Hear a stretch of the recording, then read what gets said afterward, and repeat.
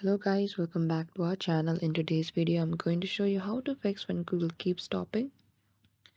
If Google keeps stopping on your Android device, you can try the following troubleshooting steps to resolve the issue.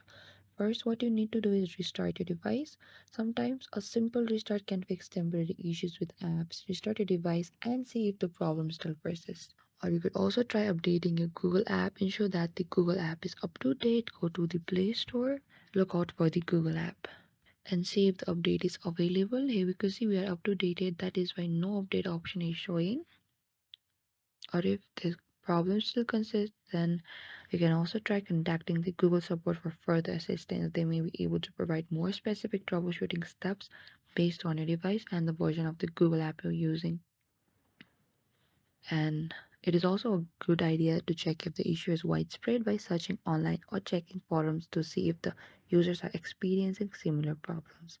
Thank you for watching this video. I hope I could help you. Don't forget to like, subscribe, and hit the bell notification icon for more upcoming uploads.